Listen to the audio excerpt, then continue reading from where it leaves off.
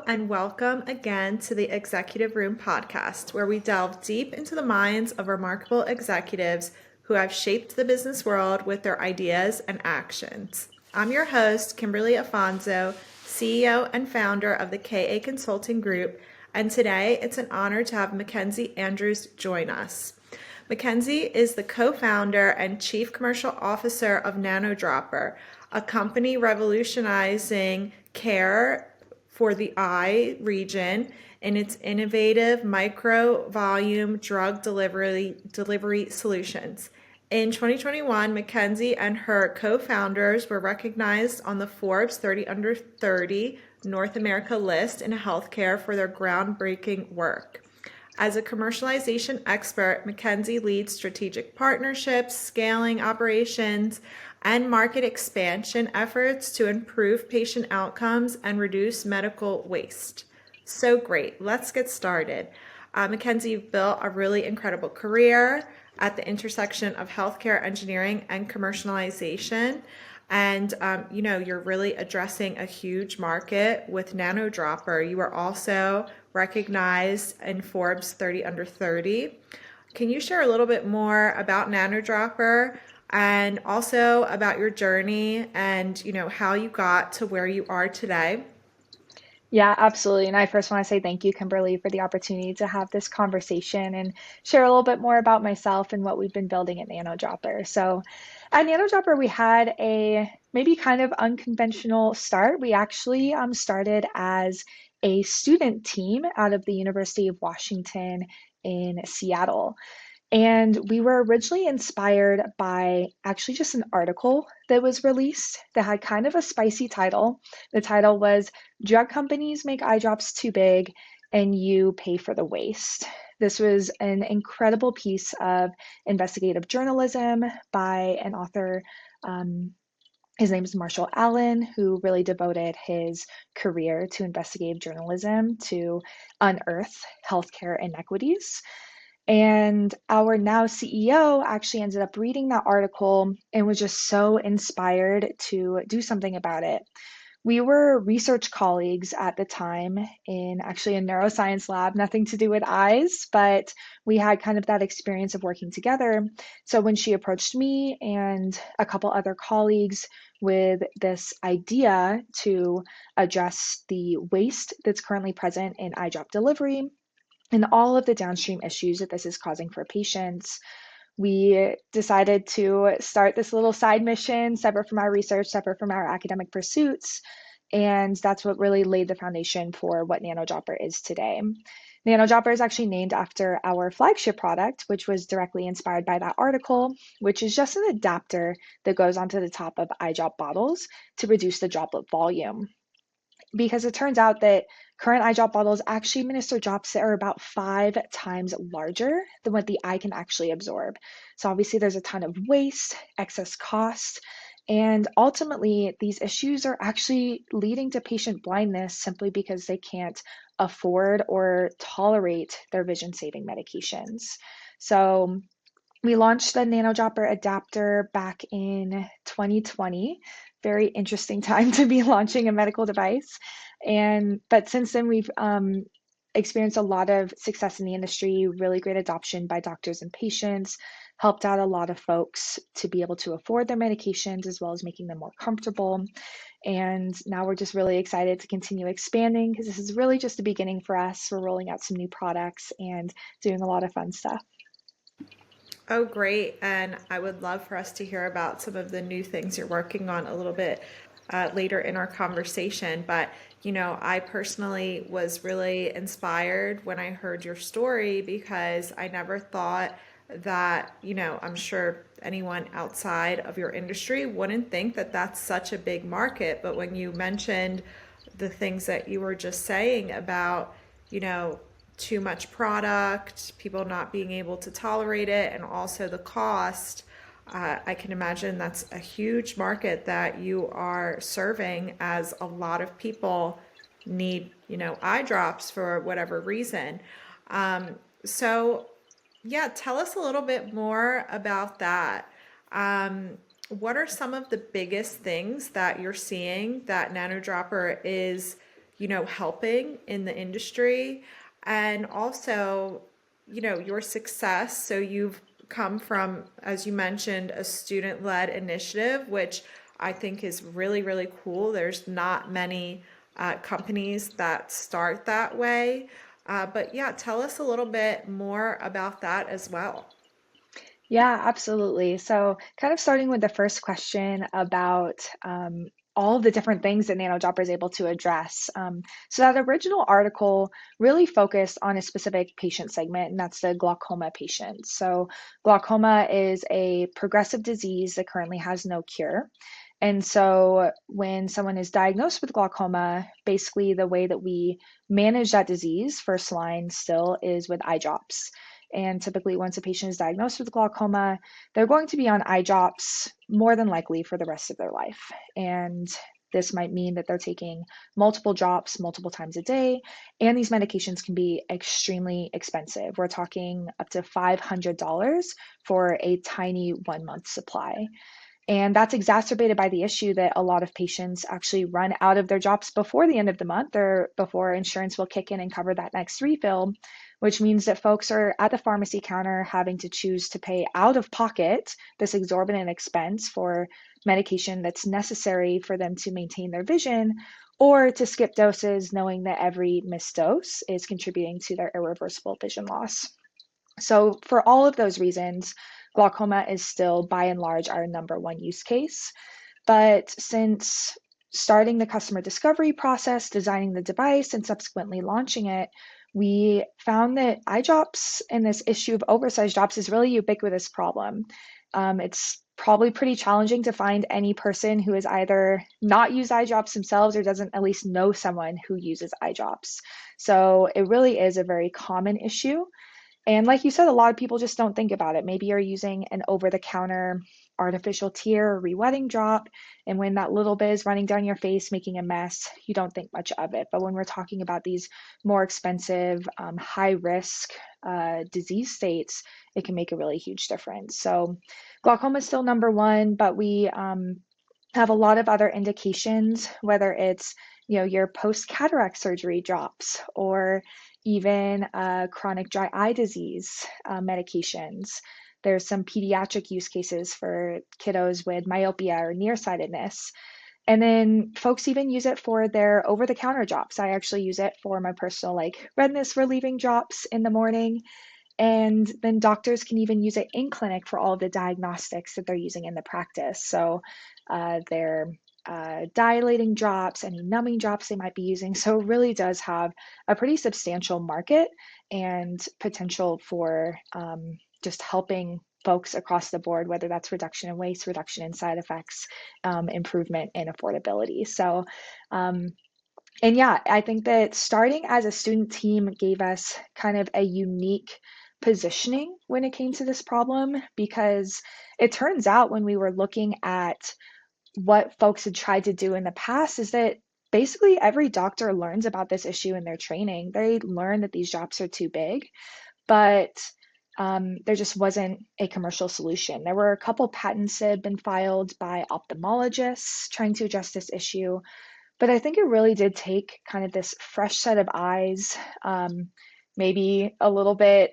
excitable students to be like, yeah, we're going to go out against these major pharmaceutical companies that ultimately are profiting in a lot of situations off of this waste, and just be like, we're going to do it and see what happens. And so I think that being a student team actually was a leg up for us because it gave us a fresh perspective, and we just weren't scared of failing, because what was the worst thing that was going to happen? We were just students.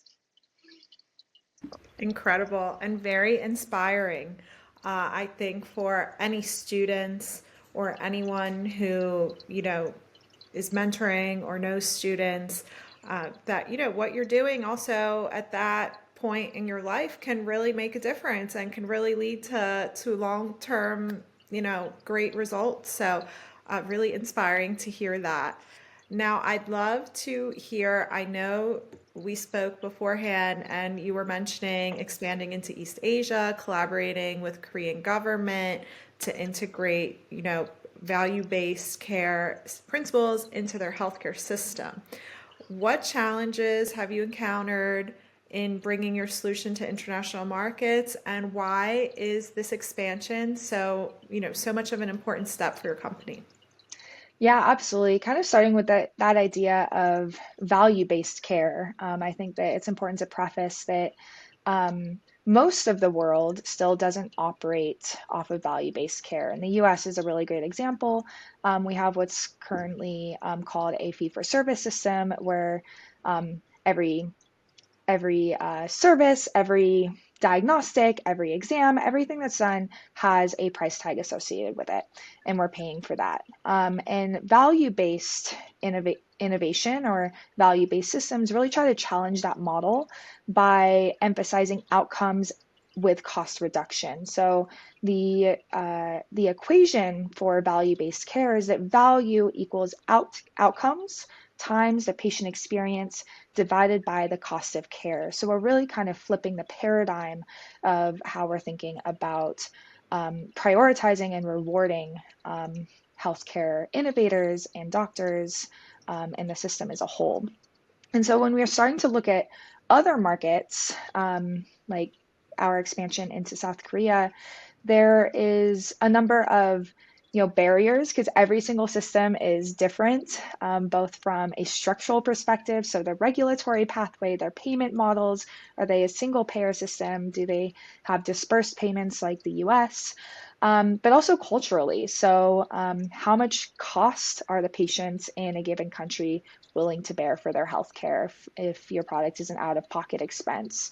Or even the sentiment around the healthcare system. I think in the US, we've been seeing this kind of unfortunate trend of mistrust in the healthcare system versus generally in Korea. I think there's still a relatively high amount of trust that patients put into their doctors. So even if a patient is experiencing really unfortunate side effects or something that is not working well for them with their treatment, they just kind of stick through it. And so we are just seeing very, very major cultural differences as well with every new market that we're exploring, and how that wraps into this value-based care equation, especially that patient experience component of it is different everywhere we go. So it's been really interesting exploring that, but also a really exciting process trying to introduce this idea of value-based innovation and value-based care, not just in the US, but globally.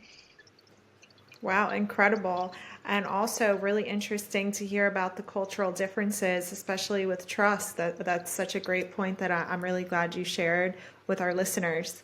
We've seen you have the Give the Gift of Vision initiative to provide free or low cost devices to underserved populations in the US and globally, which is amazing. Always love to see companies who are, incorporating social impact from the beginning. So, why was that important for you? And what impact have you seen so far from your social impact programs? Yeah, absolutely. So actually, a couple of our founders, myself included, come from low income backgrounds ourselves. So I think that this was a program that kind of started very close to home and something that we had a fairly unique ability to understand where our patients were coming from, since we are ultimately addressing health inequities, financial barriers to care, which means that we're often dealing with customers or patients that come from lower socioeconomic backgrounds, or are just groups that are harder to reach or misrepresented in the healthcare system. But what really, I think, inspired was the spark for this program was actually reading a book. It's called Infinite Vision. I highly recommend it to all of the listeners. And it details the startup or the founding of what's now the largest eye care hospital in the world, Aravind Eye Hospital in India. And they have just this incredibly unique business model that allows them to provide eye care to extremely low income and underserved populations while maintaining great efficiency, great outcomes, and still being a profitable, expanding business. So, really great book. But a line in that book that really kind of stood out to me was something along the lines of, affordability means something different to everyone. And I just couldn't get that out of my head. And as we were having a conversation internally about that one sentence and what that means for our patients here in the US, even with a relatively low cost product like NanoDropper, which is less than $20, we realized that that can still be prohibitive because affordability really does mean something different to everyone. So that's what initially sparked this idea for the Gift of Vision program, where we started with a pay it forward program. So folks in the US can donate NanoDroppers. We do a big campaign every year, and we have this pool of pre-donated NanoDroppers that we then will send out to patients, basically no questions asked. If they say that the current cost of the NanoDropper is cost prohibitive for them, we will just send them a free NanoDropper, and we'll do that in perpetuity. So that's the first part of our program, and we've gotten incredible success stories from patients who they were going blind or they couldn't afford their medication, and just the expensive NanoDropper on top of all of that, especially if they're on fixed incomes, like a veteran population, for example, it has really been life-changing for a lot of folks. So that's been incredible to see.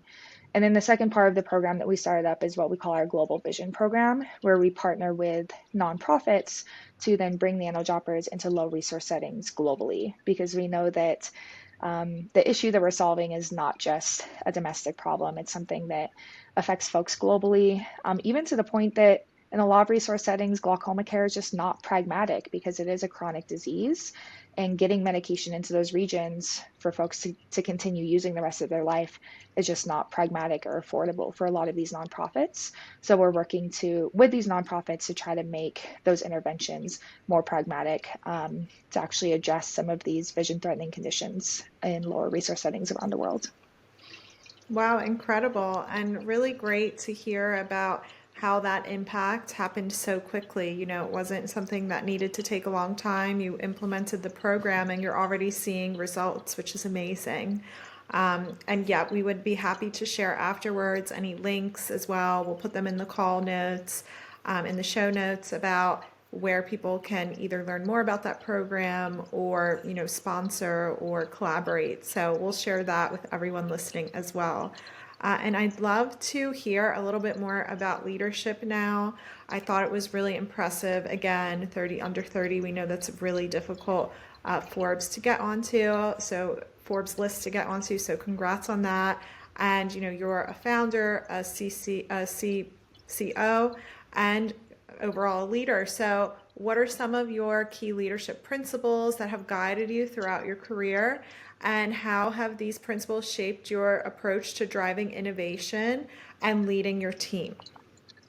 Yeah, great question. And I think probably the biggest kind of umbrella learning that I've gained so far is that leadership is a constantly evolving skill that has ups and downs and challenges. And I think that that's really a lifelong skill to be developed. I think oftentimes we're initially introduced to these leadership principles like lead from the front, be a strong voice, be optimistic, support your team, celebrate wins. And all of those things are important, but there are so many intangibles, that human element that goes into leadership, that is really hard to learn and really hard to teach. And it's just something that you have to figure out through learned experience. So I think that that's, one kind of big takeaway for me, is that it's just a constantly evolving skill that you have to put effort into to be a successful leader.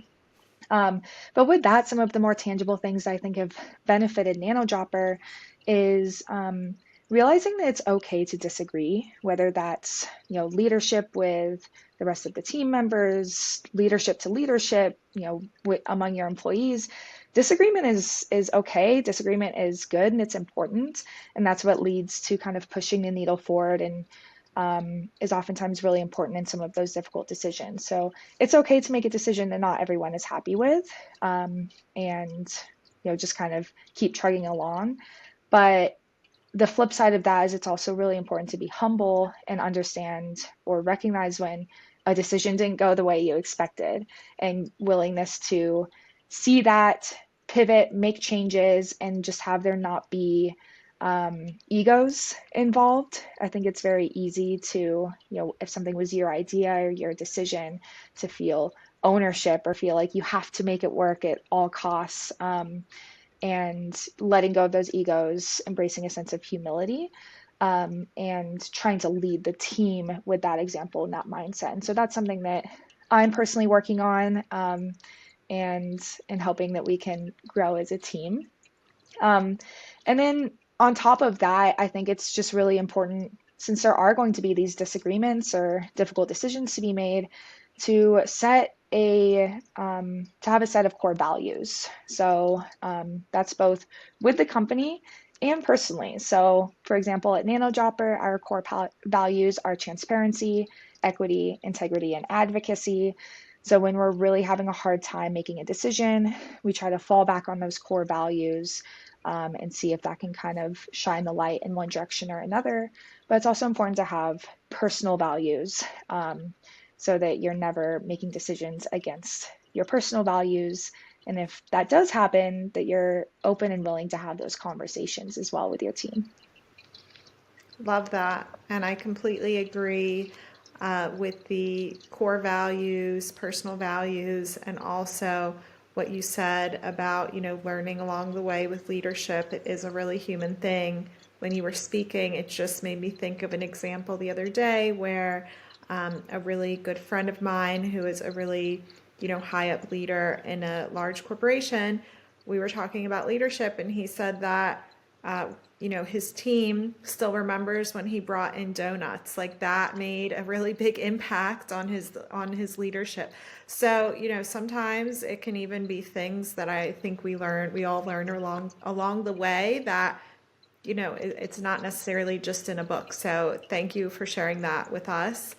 And this podcast, as you know, Mackenzie, is all about vocal leadership and, thought leadership in general. So the reason I wanted to have you on is because you do have an active online presence and you do use your platforms to advocate for innovation in healthcare. So what advice would you give to other leaders in your industry who are looking to establish their personal brand and engage meaningfully with their audience?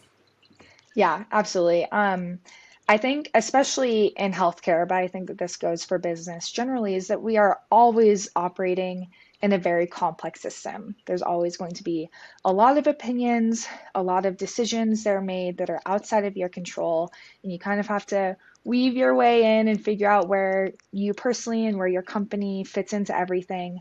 And I think, again, it just kind of goes back to this idea of having core values and staying consistent to those values, both internal into the company, but also potentially even more importantly, publicly. Um, I think that's something that I've learned, in my startup and entrepreneurial journey, is that people do business with people. People don't do business with companies. They don't do business with position statements. They don't do business with, you know, these like long social posts that people put out trying to preach something. They do business with people, real, genuine people. And I think as much as you can embrace that in your public online presence, the the better reception you're going to have from everyone you're doing business with, whether that's your customers, the patients, whether that's partnerships, whether that's potential, big strategic deals.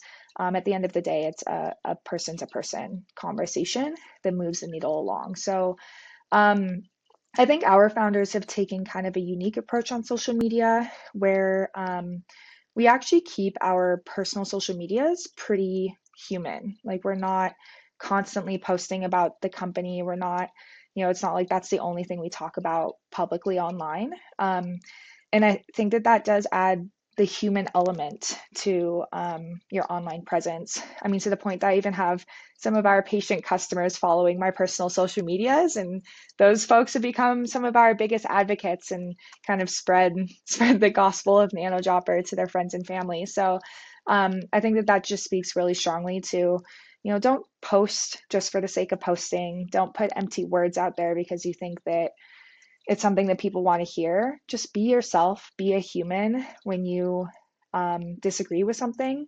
It's okay to disagree with it, and say that publicly. Um, and just again, stay consistent to those core values. But at the end of the day, just be a human on social media. I think that that's something that everyone is craving in this day and age with online presence. So try to remove that facade as much as you can and just be yourself. Great advice, and I completely agree. And before we wrap up, I saw that you have a research background in stress behaviors, which is really cool. So, leadership today, running a company, there's always a lot going on. What activities or practices do you do to decompress and recharge outside of NanoDropper? Yeah, no, this is one of my favorite questions. I grew up as a competitive athlete. I was a gymnast my whole life. And so I think that that kind of like competitive nature that I internalized from a young age has really helped me in the entrepreneurial space, because at the end of the day, everything's a competition. And going in with that mentality can really be really beneficial. But also being able to carry that athletic side of myself into my adult life and professional career. I used to joke in college. I was actually a competitive power lifter in college, and I used to get the question all the time, how do you manage everything? How do you do school and run this business and do research and also like be a competitive athlete? And I used to tell them that the sports side of me was a survival mechanism. If I wasn't doing that, everything else collapses. And the same is still true today. So, I still emphasize physical activity, working out. I actually now compete in dance in a dance style called West Coast Swing, which is incredible. And so I urge everyone, especially folks in more stressful positions, to make sure that they have that outlet that allows the noise in your brain to turn off. That's the critical piece. Is you're constantly churning and stressing over the day-to-day things, the big picture, what keeps you up at night, and you need to be able to turn off that noise and find that thing, whether it's a hobby like music, or if it's athletics like running or some sort of competitive sport. It is so important to find what that thing is for you, and prioritize that, make that a priority. Don't let anything else creep into that, because that's when everything else starts to collapse. We could have a whole episode just on that. So I Yeah. won't add anything. I completely agree. And I'm really glad that you shared that. And really, really interesting also about your background as a competitive athlete. That's so cool. And I always find it so interesting how many entrepreneurs I've met over the years who do come from, that type of background. I think it, in a way, is a great training for as well, things that come over into entrepreneur life. So amazing. So last question, Mackenzie, if you weren't leading NanoDropper, what do you think you would be doing? Yeah, I'm a huge nerd at heart. I will never get rid of my nerd side. So actually in school, I mentioned earlier, I was in a neuroscience research lab. I'm still a huge neuroscience nerd. I think that that's kind of where my passion is. Get me talking about the brain, I'll talk all day. So I would love to do something along that route, whether it's research or innovation. And I love the connection to the healthcare space. I mean, I really am motivated on a daily basis with helping patients. Something that I've even mulled over is the opportunity to go into like policy of some sort, because there's just all of these structural issues with our healthcare system that, potentially being able to move the needle on that, I think would also be really fulfilling and really exciting. So, those are the things I like to nerd out about. We could, again, spend a whole podcast just either talking about the brain or talking about healthcare policy, but I'll just leave it at that. Amazing. Well, thank you so much for joining, and until next time. Yeah, thank you so much, Kimberly.